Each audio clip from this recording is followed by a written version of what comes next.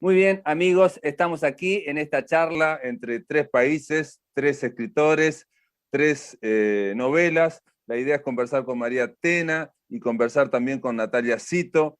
María Tena es escritora española. Sus novelas han obtenido varios premios, entre ellos en el 2018 ganó nada menos que el premio Tusquets de novela por Nada que no sepas, es la novela de la cual vamos a hablar hoy. Y Natalia Cito es escritora, es psicoanalista y en el año 2019 publicó Rara. Antes había publicado el libro de cuentos Agua del mismo caño.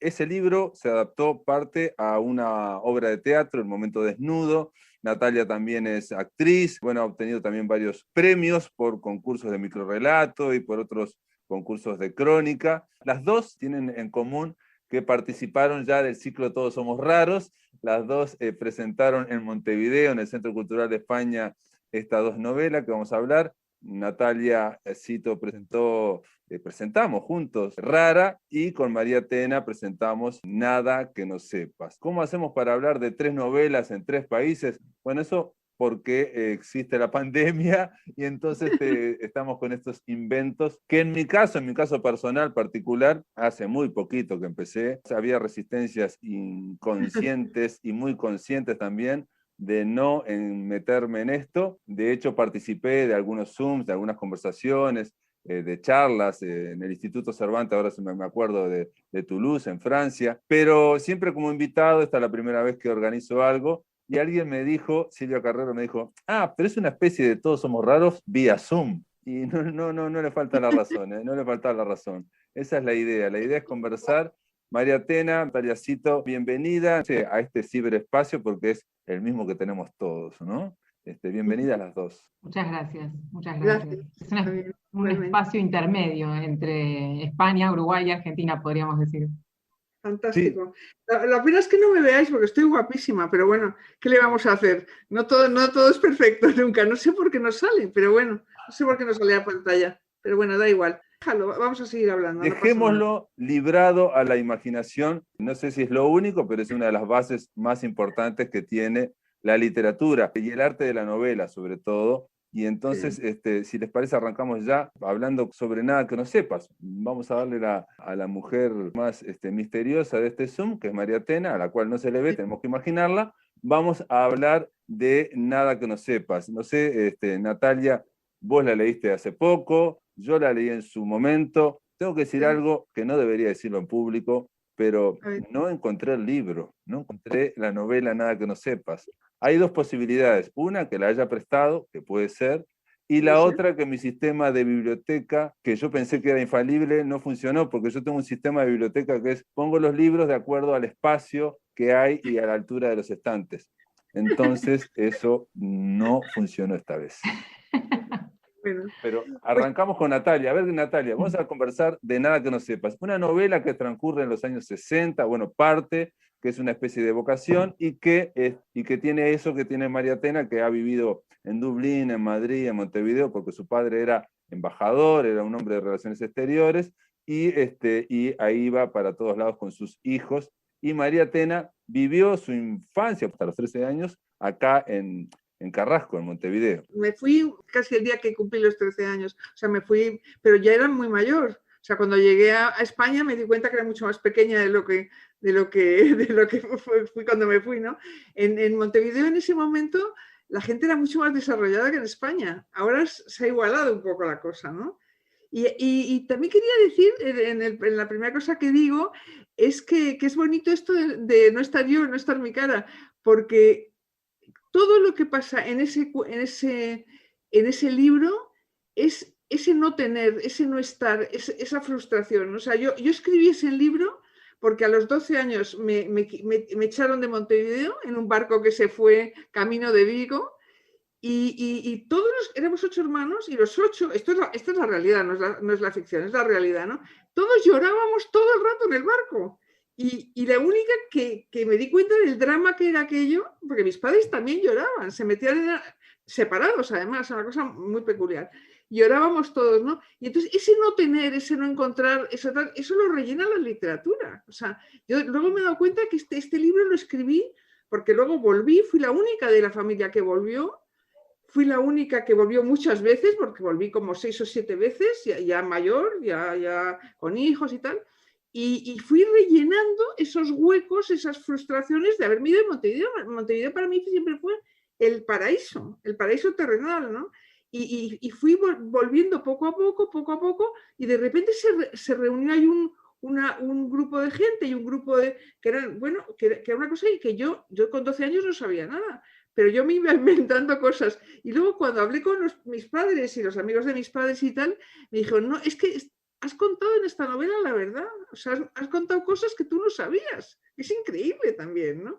O sea, ese hueco, esa frustración de no haber podido vivir en ese país maravilloso que era entonces Uruguay, ¿no?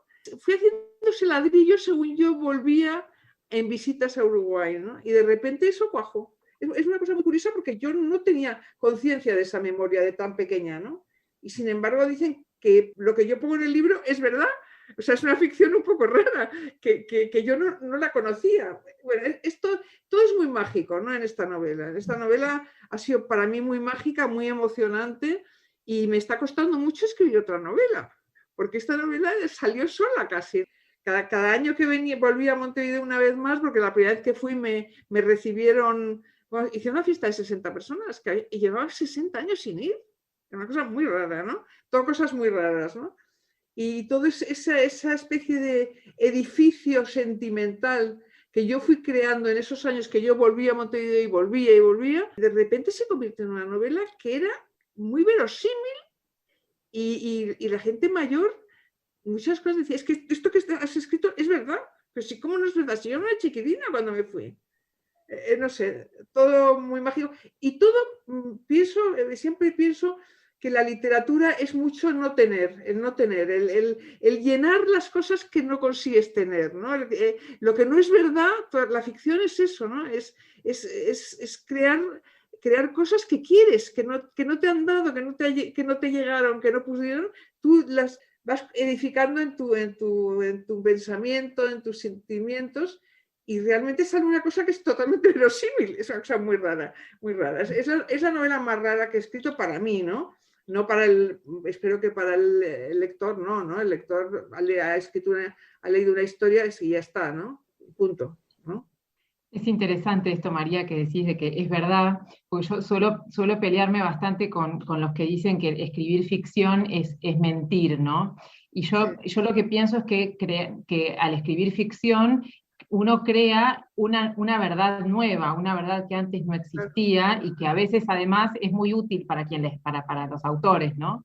Pero incluso en la ficción, digamos, cuando hay escenas que son fruto de la imaginación, y eso también de alguna manera recoge el libro de Pablo, a mí me parece que lo que se hace es crear una verdad nueva. Entonces ahí al escucharte digo, claro, sí, sí es absolutamente verosímil en mi lectura. Además, bien, porque o sea, la novela me hizo leerla como una lectora totalmente incauta, digamos, como si me hubiera encontrado el libro, que por suerte, o sea, yo sí conseguí mi ejemplar, porque odio leer en la pantalla, lo hago cuando no queda otra, pero conseguí un ejemplar, y lo leí así, dejándome llevar como de las narices.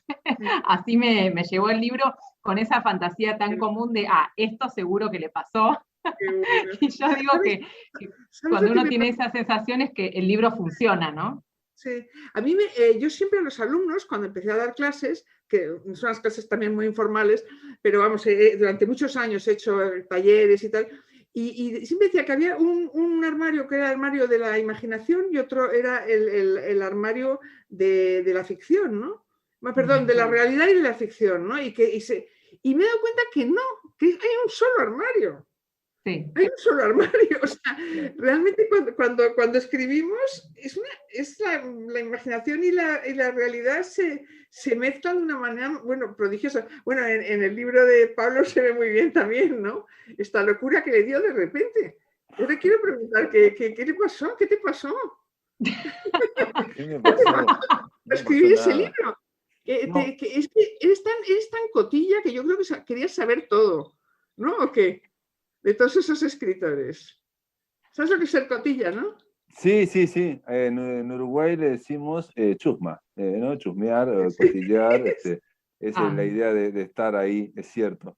sí, No, pero me quedé pensando en la idea, por un lado, María Tena, siempre se ha dicho que la infancia es la patria del escritor. Hay otros sí. que dicen que la patria del escritor es el lenguaje, ¿no? Y son dos verdades que no son excluyentes. Lo que no ocurre habitualmente, me parece, y a María sí le pasó, fue que esa patria de la infancia correspondía a un país distinto, ¿no? Que era Uruguay, ¿no? O sea, se va a los 13 años, entonces esa patria de la infancia, como si fuera ese largo verano, ¿no? Esas largas Sí, vacaciones, sí, culminan a los 13 años y se va para España, una España que sin duda era mucho más oscura, ¿no? Y era diferente a ese Uruguay que conoció atención, que el Uruguay que ella conoció estaba también en un proceso a punto de derrumbarse. En 5 o 6 años este país cambió radicalmente. Pero de todas formas, me parece que estas son consideraciones como históricas o sociológicas desde afuera, ¿no? O sea, porque otra persona me decía, o varias personas dijeron, que María hacía una historia de Carrasco, ¿no? El barrio de sí, clase alta en Uruguay, ¿no? Por ejemplo, los compañeros de María o gente conocida, 3 o 4 años después estuvieron en la tragedia de los Andes, ¿no? O sea, eran gente de clase alta que jugaba al rugby y que pasó eso, la tragedia de los Andes, por ejemplo. O sea, estamos hablando de eso y esa visión en general en la literatura uruguaya no es la más narrada, ¿no? No es la más narrada, ¿no? Pero obviamente a Natalia no le importa nada esto, de lo que estoy diciendo, son todas consideraciones exteriores, ¿no? De la novela, porque yo creo que es como un viaje, ¿no? Un viaje sí.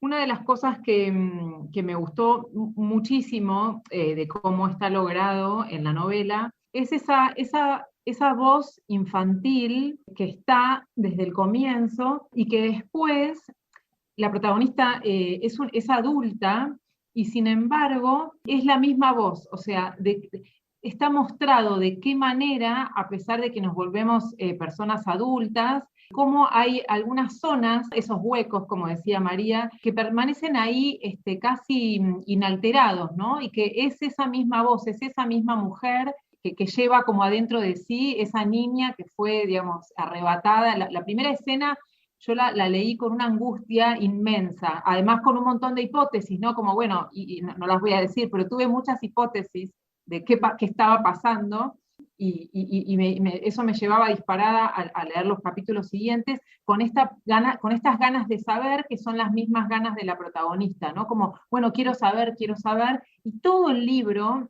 está, para mí, entre otras cosas, estructurado detrás de esta necesidad de saber, y Ujú. cómo en realidad en la etapa adulta, ¿no? Y cómo el recorrido, cómo la novela muestra que, bueno, que finalmente sabemos muchas cosas, pero no podemos saberlo todo, ¿no? O sea, que ya hay un punto en donde no se trata tanto de lo que se consigue saber, sino del recorrido. Pero esa voz infantil, que al principio parece como una especie de mudez o de imposibilidad de todo y de mucha impotencia por lo que sucede, permanece en ella adulta. Eso me parece un gran logro de la novela, me parece algo muy difícil de conseguir, ¿no? Cómo hacer para que esa misma voz esté todavía en ese personaje ya siendo adulta.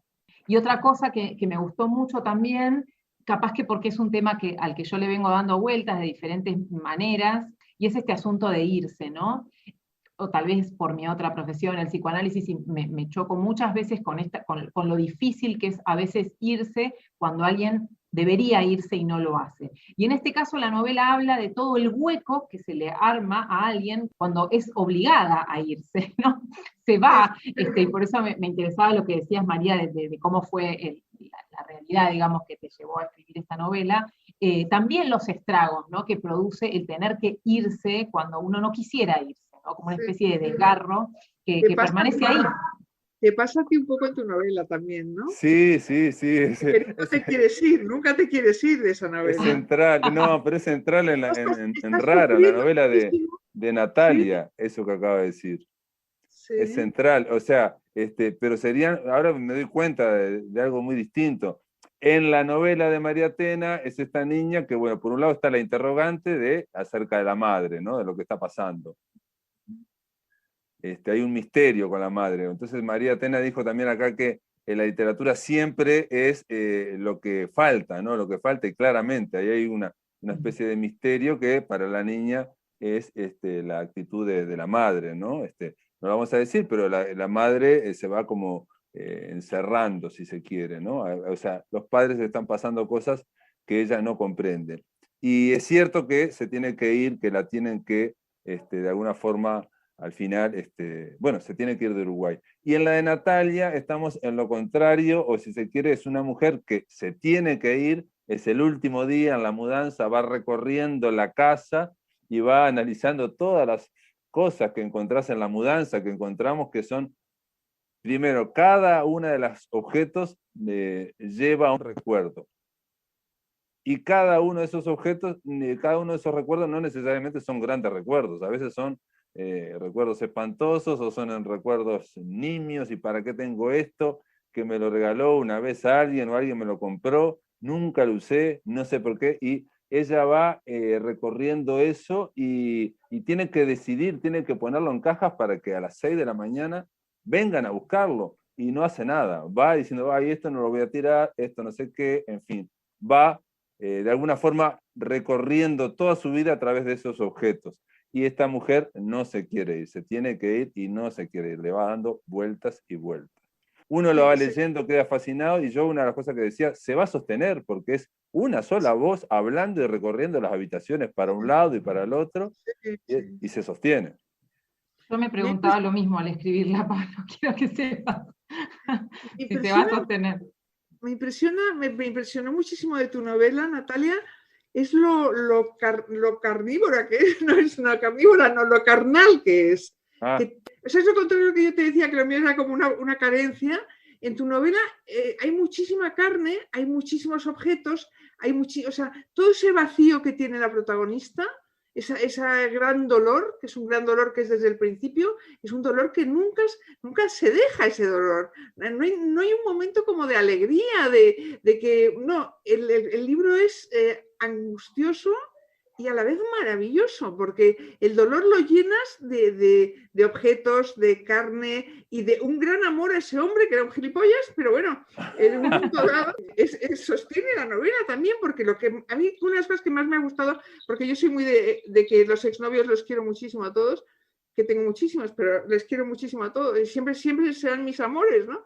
Y eso me gusta de la novela, que ella le sigue queriendo, y hasta que el cabrón de él le quita hasta el niño y le sigue queriendo. Eso me parece muy bonito. Y creo que es una de las grandes cosas que hace esa novela, que está positivo, porque en todo ese horror de tristeza, de niños que se mueren, de tal, de repente hay ese amor, hay un amor, ¿no? No sé, me ha gustado muchísimo la novela, muchísimo. Y todo tan plástico, ¿no? Todo tan plástico. Yo no sé hacer eso. Yo quiero aprender a hacer eso. Voy a ir a algún taller de Pablo Silva y de Natalia Cito que me enseñen a hacer eso. Es muy visual, muy táctil, se le da mucho, porque hay muchos objetos una y otra vez. Y aparte, por ejemplo, yo qué sé, yo la volví a leer y lo que realmente no me acordaba, por ejemplo, es que se hablara tanto de coger, por ejemplo. Continuamente se habla de sexo una y otra vez, una y otra vez. La protagonista va hablando de ensoñaciones que tiene, por ejemplo, tiene un peluche que es un murciélago que se lo dio a su hijo, ¿no? Pero ese peluche a ella se lo regaló una especie de novio que se fue a Estados Unidos, que en realidad, bueno, le llamó por Estados Unidos, vino aquí, se juntaron, pero no recuerda ni el nombre, no recuerda realmente si hubo en realidad no hubo una gran relación, pero queda ese murciélago peluche, ¿no? Es lo que nos pasaría a cualquiera de nosotros si agarramos, empezamos a buscar en una mudanza todo lo que hay que tirar, porque hay que limpiar, hay que tirar, y la protagonista de Rara no quiere hacerlo. O sea, quiere hacerlo, lo va a hacer, pide una amiga que viene a ayudarla y todo, pero en el fondo da vueltas, y no quiere deshacerse de nada, digamos, ¿no? O esa es la impresión. Hay una contradicción entre lo que ella quiere hacer y decir y lo que va realmente haciendo, ¿no? Yo no sé si es porque Natalia también sos actriz, pero está hecha como un monólogo, pero como un monólogo que se podría llevar al teatro o al cine, porque se está hablando constantemente, hay flashback, cada objeto te lleva a una pequeña, de repente, historia, o una historia que dura 2 o 3 páginas, o de repente dura una página, y con eso se va llevando. Por eso yo decía, se va a mantener esta novela, se va a mantener, porque parece que no va a haber tantos recuerdos, no pueden haber tantas historias. Después empiezan a haber historias que son breves, que como nos pasa a todos, ¿no? Que pueden ser hasta medias tontas, pero que hacen al afecto, y después hay historias terribles, tremendas, como eso, como por ejemplo problemas de la infertilidad, o por ejemplo parir a un hijo que muere en el parto, por ejemplo, ¿no? O sea, cosas que pueden ser tremendas, tremebundas, ¿cómo se supera eso, no? Bueno, esto de los objetos me encanta escucharlos. Yo soy una fanática de los objetos y entonces sí, ahora que lo escuchaba en tus palabras, Pablo, de que sí, de esa relación a ella le queda, o sea, no se acuerda cómo se llama, no se acuerda nada, pero le queda el objeto, ¿no? Y a mí siempre me interesa mucho esa manera en la que cargamos los objetos de diferentes sentidos. Y eso a mí me resulta muy útil para escribir porque, en definitiva, escribir una novela es manejar una serie de unidades de sentido y cómo uno hace para construir una unidad de sentido y después ir evocando eso a lo largo de los capítulos. Entonces me resultó, digamos, como que una cosa me llevó a la otra. También influyó que, bueno, la materia prima de la novela yo la escribí en el medio de una mudanza propia, en donde efectivamente estaba con toda la casa patas para arriba, con todos los objetos de una casa, me mudaba, de una casa muy grande, en la que había tenido una historia grande y que la estaba dejando atrás, y tenía que mudarme a otra casa que implicaba cambiar de estilo de vida, que era lo que yo quería hacer, pero al mismo tiempo era muy grande lo que estaba haciendo, para mí era muy grande. Y entonces tenía todos los objetos y un montón de cosas que tenía que tirar y que representaban la vida anterior y qué sé yo. Y entonces era como, bueno, tenía como, no sé, como el cuerpo, las tripas para afuera.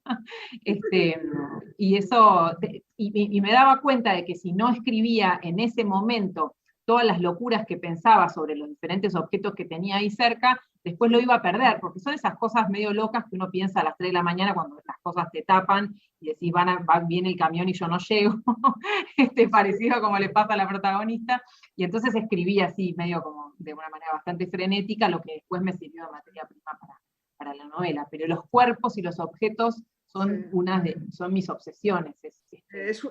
O sea, lo dice Italo Calvino, ¿no? Que el momento que pones un objeto en cualquier cuento, ese cuento se crea una serie de redes y una serie de sentidos, ¿no? O sea, el objeto te hace hacer una cosa que tú estás pensando, te hace hacerlo físico, ¿no? Y como rayos que entran en ese objeto dan un sentido tremendo al cuento, ¿no? O a la novela, ¿no? Y en tu novela es como un cuento, es como una novela que lo hubiera escrito Italo Calvino, efectivamente, ¿no? Porque es como decir, voy a poner cosas, no voy a poner nada que sea imaginario. Todo está como en la tierra, ¿no? Y está en la tierra también ese dolor, esos niños, esos partos, ese hombre que ya no empieza a no quererla de repente. Todo eso es alucinante la novela. A mí me impresiona mucho, ¿eh? Me ha gustado muchísimo, pero me ha impresionado también. Está muy bien. Lo que hablamos al comienzo de la charla, ¿no? De que en el caso de María, ella usó su infancia de Uruguay y bueno, le fue agregando cosas con la imaginación y después descubrió que, bueno, que esas cosas que ella le agregó con la imaginación correspondían o con el recuerdo de mucha gente que le dijo, oh, fue así exactamente como pasó, exactamente, en fin. Me hizo acordar la frase, el verso de Antonio Machado que dice que también la verdad se inventa. Y en el caso de Natalia Cito, también, realmente no me acordaba que lo empezaste a escribir en una mudanza, eso ya es casi literal, o sea, el hecho es, digamos, es un hecho dramático, es el tema de que se sabe que va a llegar la madrugada, a las 6 de la mañana del día siguiente, el domingo, va a venir el camión y hay que poner todas las cosas en cajas. en la medida en que vos no termines una caja, tenés que pasar a la siguiente caja y a la siguiente. Y bueno, ya tiene muchas cajas y esas cajas se van llenando como muy de a poco, pero vamos viendo durante la novela que no las va a llenar. En la novela María Tena lo que hay es como un arrastre, la llevan arrastrando a esa niña, y de hecho la protagonista adulta vuelve como para rescatar y para resolver el misterio. Acá voy a citar, ya que cité a Antonio Machado, voy a citar a otra gran escritora, voy a citar a Mercedes Rosende. Mercedes Rosende lo que me decía una vez, hace muy poquito, era que una novela básicamente se puede resumir en un cuento, ¿no? O sea, el hilo de una novela es un cuento donde se van metiendo en el medio distintos cuentos, episodios, que tienen que ver con ese clima, ¿no? Para generar ese clima. Así como la novela de Natalia Cito, podríamos decir, es simplemente eso, una mujer que recorre la casa de noche tratando de llenar las cajas y pensando, reviviendo toda su vida y diciendo que quiere dar ese paso, pero a la vez no lo está dando. Y en la novela de María, bueno, es una niña que ve un misterio que hay, más allá de ese clima y esa sociedad uruguaya que vio, sobre todo con el sol y sobre todo con la playa, pero básicamente es el misterio de qué le pasó a su madre, o sea, por qué la madre es así, por qué es así, ¿no? Sí, a mí me parece que también con esto de irse, ¿no?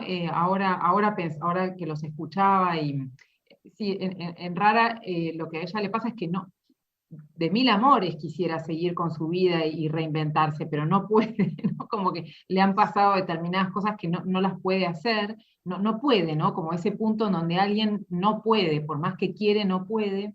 Pero digo, pensando las dos en conjunto, pensaba en qué difícil es encontrar el punto exacto en donde alguien podría irse, ¿no? Porque la protagonista de Rara quisiera irse, pero no puede, y entonces se queda más tiempo del que debería. Y la protagonista de la novela de María es arrancada, porque tal vez si hubiese quedado y qué sé yo, y le explicaban un poco más, no sé, y bueno, ¿no? Como que la llegada a ese otro mundo al que tenía que irse hubiese sido distinta, y sin embargo es arrancada.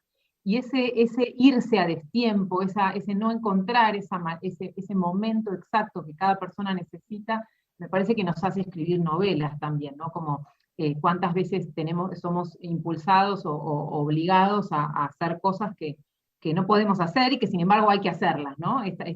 Para mí esta niña, de nada que no sepas, no puede irse, no puede irse así, ningún niño puede irse así. Y sin embargo, sucede.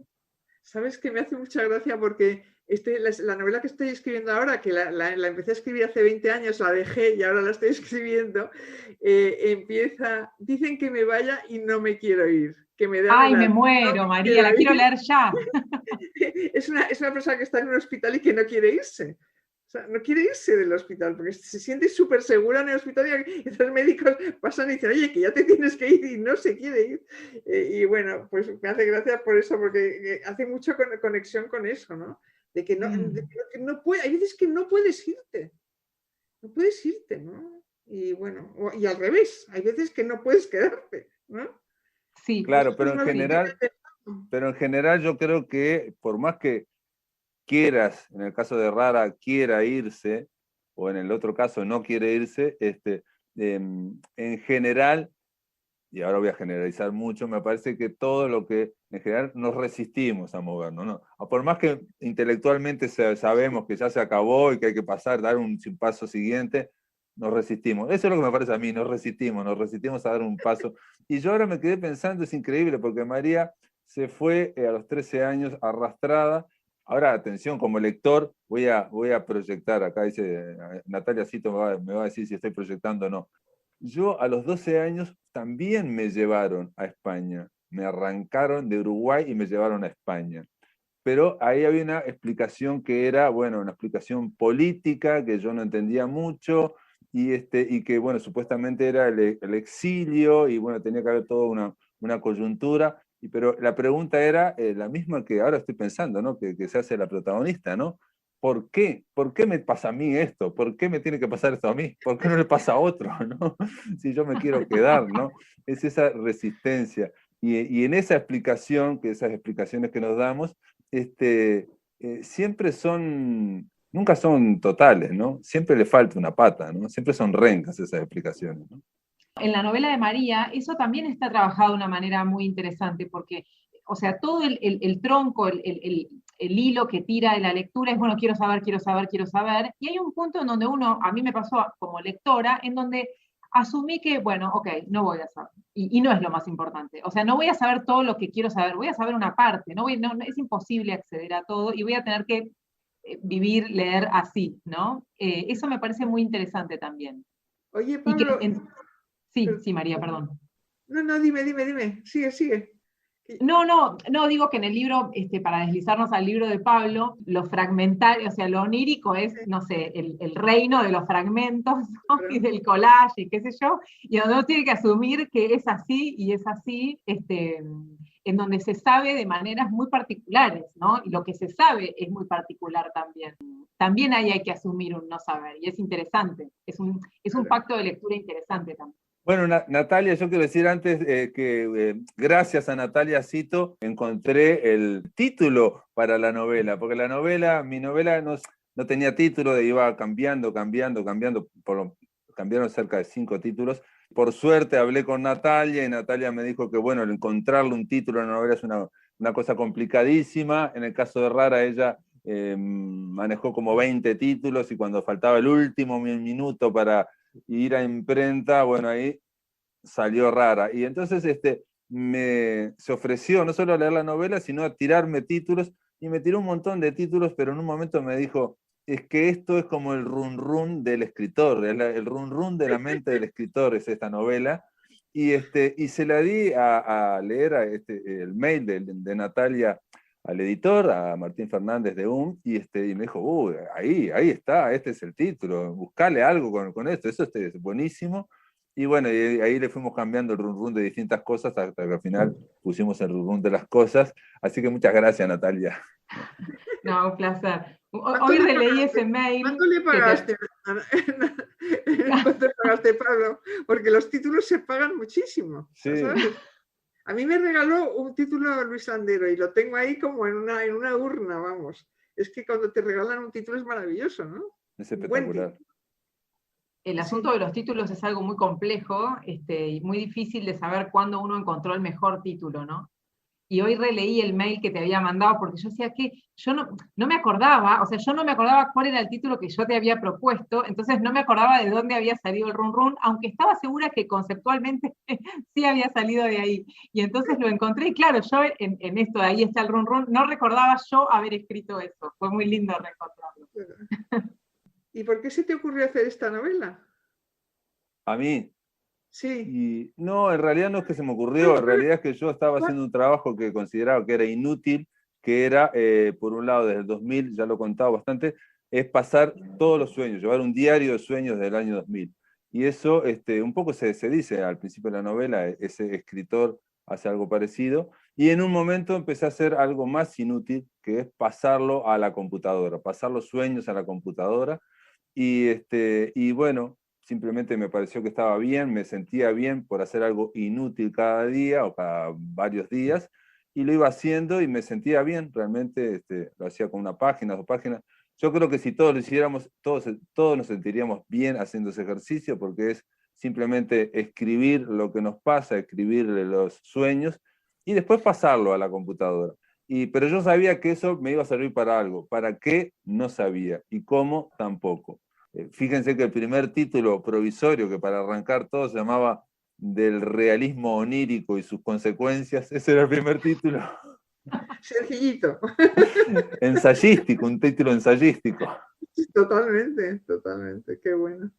Pero María también, y te tengo que agradecer, María hizo una gran carta, un gran mail leyéndola con la primera lectura del Run Run, que me encantó, María, y en un momento decís que estás, algo así como estás invitando a todos a que entren a tu religión, a la religión de los sueños o algo así.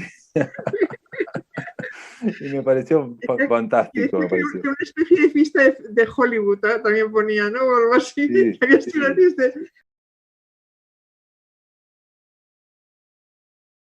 No sé, aquí tengo la carta que te mandé. A ver.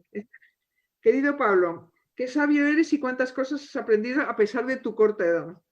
La novela, o lo que sea, es completamente genial porque no te privas de nada. Con muchísima soltura y desparpajo admirable te quedas con todas las cartas de la baraja y juegas a todos los juegos posibles con una libertad que hace que el libro sea completamente genial. Muy inteligente e imposible de dejar, a pesar de todas las interrupciones, llamadas y deberes que me han torturado estos días por el momento histórico que vivimos en el planeta.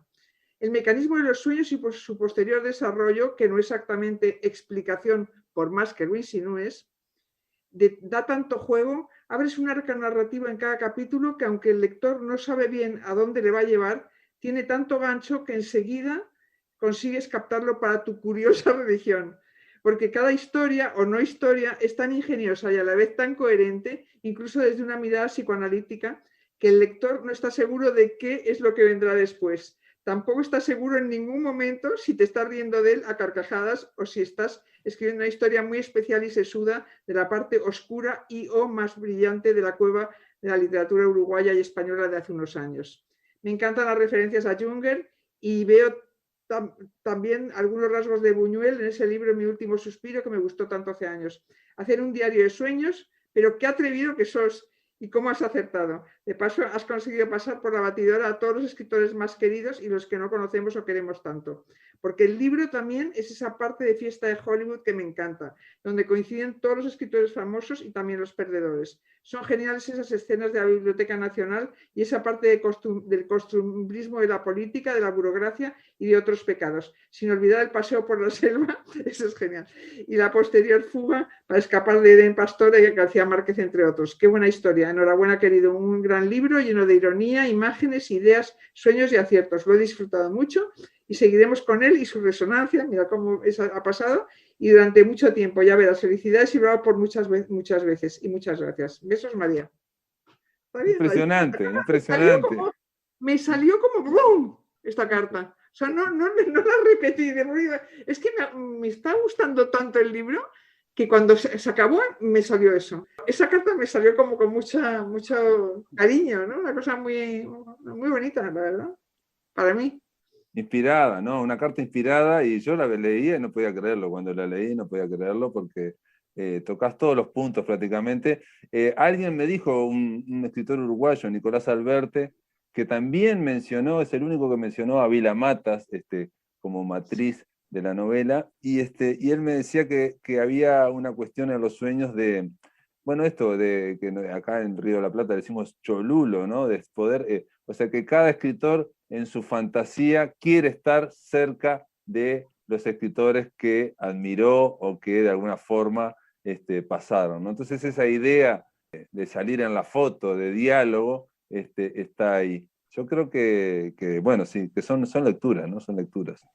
Mientras lo releía, recordé, hay una escena en un libro de Vila Matas, que yo no me acuerdo ahora si es El mal de Montano o el de los Bartleby's, no me acuerdo cuál, que él arma toda una escena en donde se lo encuentra a Salinger en un autobús en Nueva York y es toda una deriva si le dice, hola Salinger, gracias, o no le dice nada, bueno, y tiene esa cosa onírica, y mientras leía tu libro lo recordé, sí, también encuentro eso. Y hoy también se me ocurrió algo que no había pensado en la lectura anterior, y es que este libro es de alguna manera una deriva, tal vez una continuación de ese libro tuyo que yo tengo totalmente marcado y uso para los talleres y demás, que es Conversaciones con Mario Lebrero, por el asunto de la conversación, ¿no? En cada uno de los sueños, y es un largo conversar también, también el libro, y no solo, digamos, no solo con esos autores que están ahí, sino también casi con el lector y con sí mismo, ¿no? Como que cuando trata de interpretar todos los sueños, ¿no? Y empieza a dar como esas interpretaciones que están casi psicoanalíticas por momentos, pero después dice, no, esto sería así, pero no. Me encanta, eso es lo que más me gustó.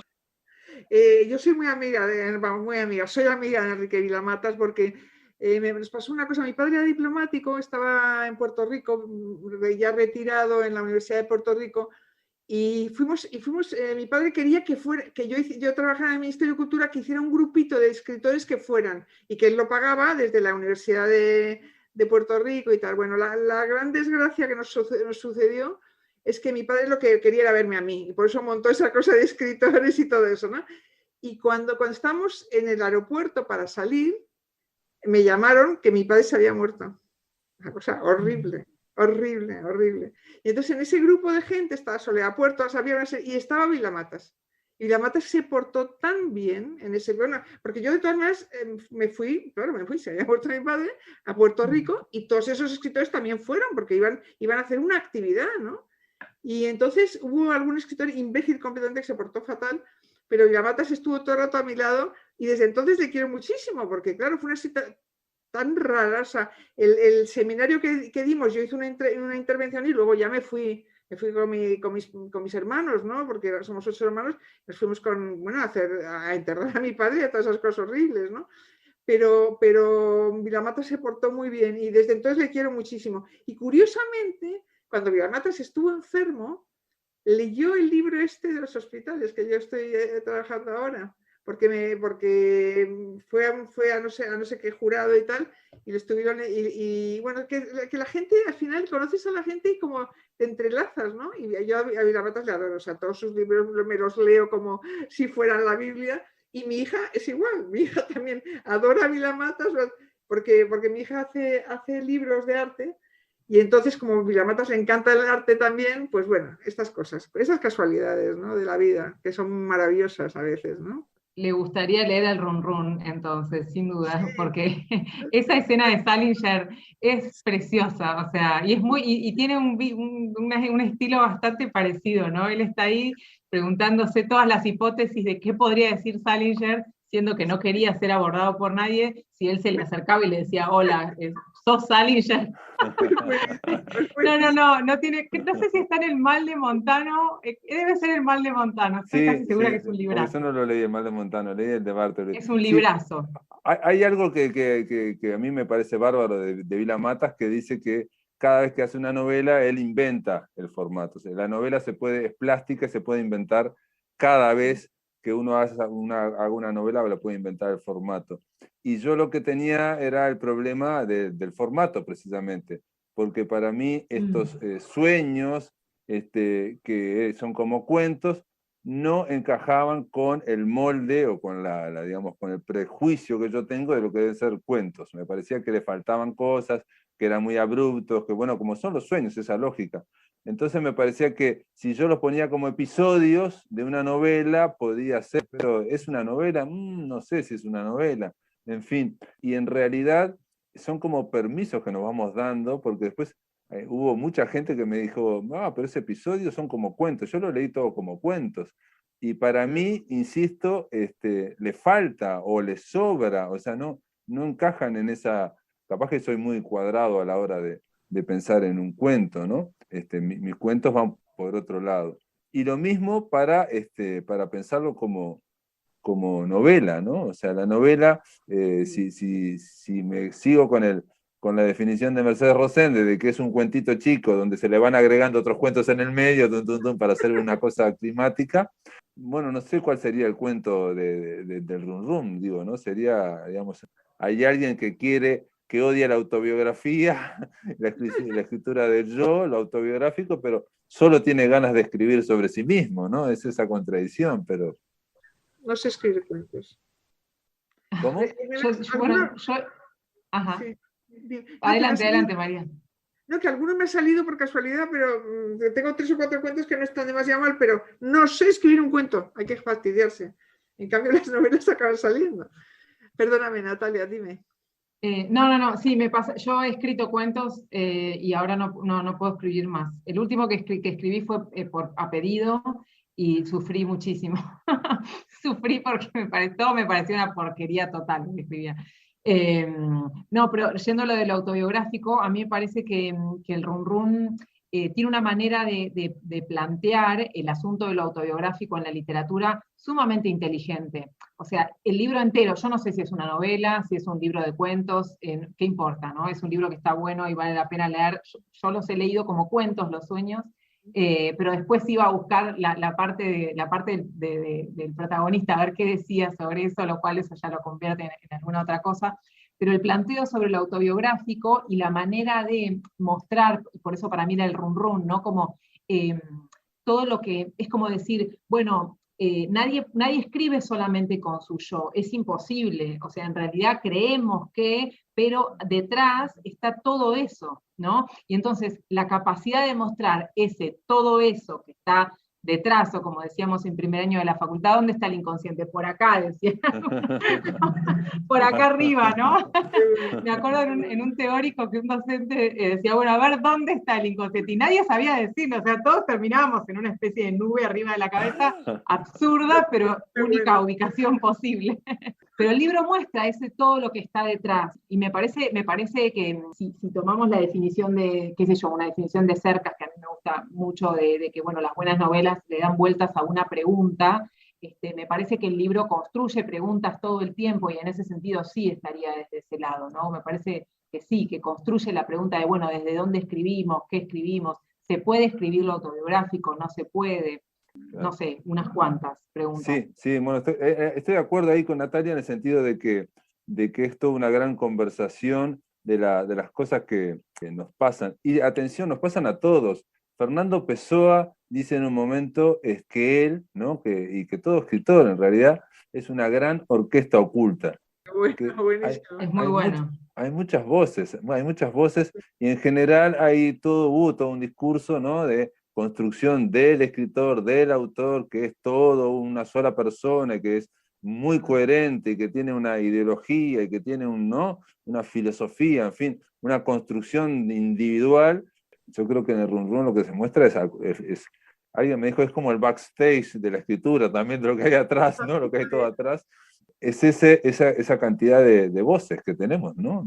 Me pasó algo que dijo Nicolás Alberti, que yo creo que también es así, y que tiene que ver con lo de Vilamatas, es que cuando uno encuentra la forma en que va escribiendo la novela o el libro, esa forma ya empieza a mandar y empieza a condicionar lo que se va escribiendo.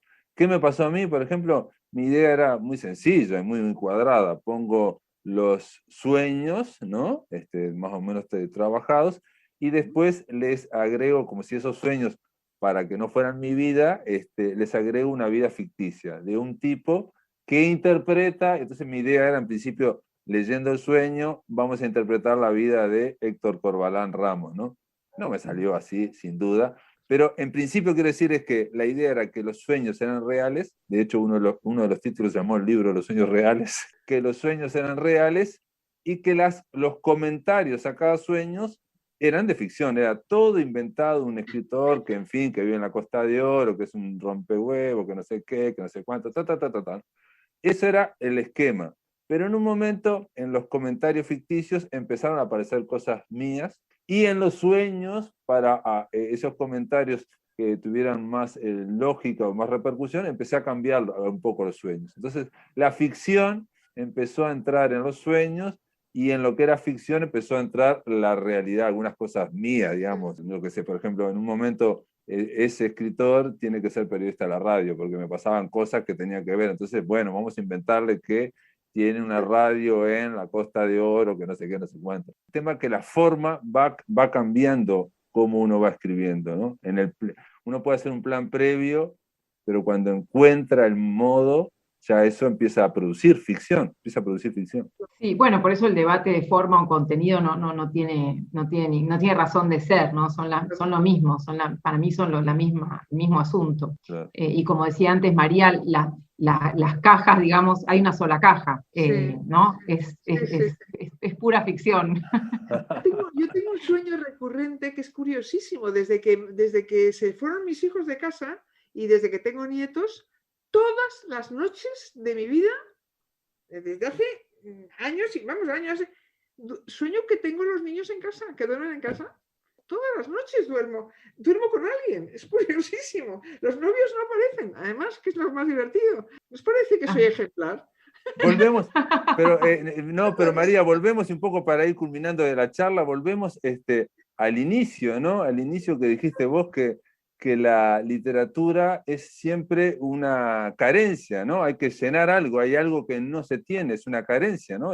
Por eso la ficción y por eso el arte nos sirven para completar la vida, para ampliar la vida, ¿no? Y los sueños, dijo Borges, ¿no? Los sueños podrían ser un género literario propio, ¿no? Y se podría establecer, de hecho lo planteó como un género literario autónomo, ¿no? Y en los sueños también, eso es lo que estás contando vos, ¿no? El no tener aparece. Hay que inventar todo el tiempo de nuevo, ¿no? Incluso para vivir necesitamos hacer eso. Y tu libro, digo, yendo a lo de clasificarlo, ¿no? Acá justo estaba buscando, tengo el mal de Montano. Ah, no, ese es el de Bartleby, perdón.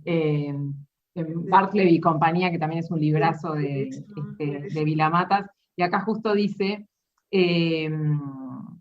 precisamente, la esencia de cualquier texto consiste en escapar a toda determinación esencial, a toda afirmación que lo estabilice o realice. Como decía Blanchot, la esencia de la literatura nunca está ya aquí. Siempre hay que encontrarla o inventarla de nuevo, ¿no? Siempre es otra vez y otra vez.